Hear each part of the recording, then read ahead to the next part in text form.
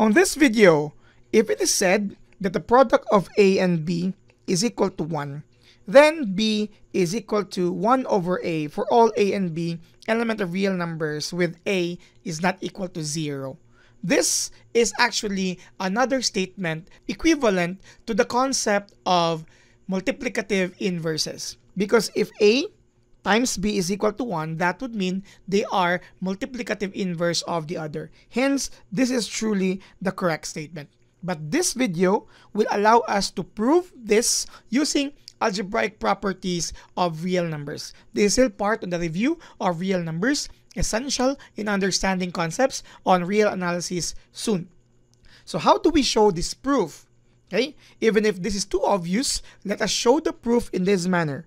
So you will have here the proof. We start with letting A and B element of real numbers, but of course with A not equal to 0. We are doing this because once we claim that they are real numbers, then we can apply the algebraic properties of real numbers. Okay, so our goal now is to make sure that this left-hand side will return to this.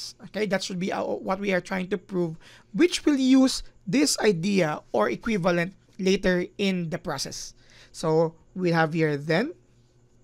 So we'll introduce here B, and we are going to show that it's 1 over A. Okay, so how do we show it like that? So we will start by doing this. What if I will multiply B by 1? So B times 1 is just B. So we're not changing the left-hand side. But 1 is also known as the multiplicative identity. At the same time, it's a result of multiplying two multiplicative inverses.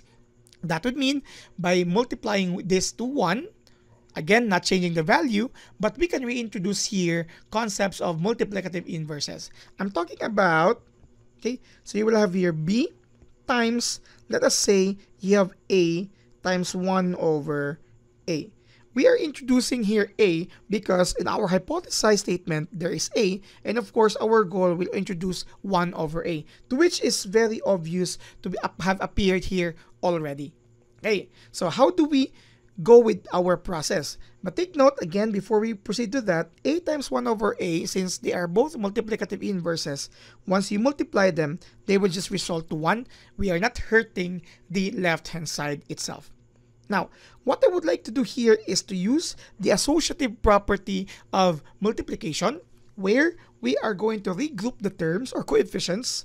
So we'll have here B times A, then you have here times 1 over A. So again, we are now isolating 1 over A, getting closer to our intended goal.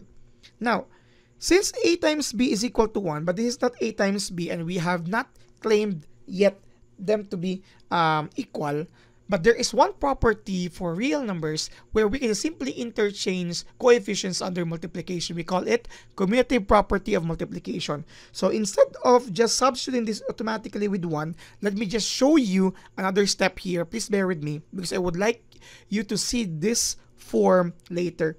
So you will have here A times B still times 1 over A, as I just commuted A and B, so that this will fit this criteria as it is. Again, we can automatically substitute the equivalent of 1 here, but let me just do it like this so that you can really see the final or the actual picture of the form.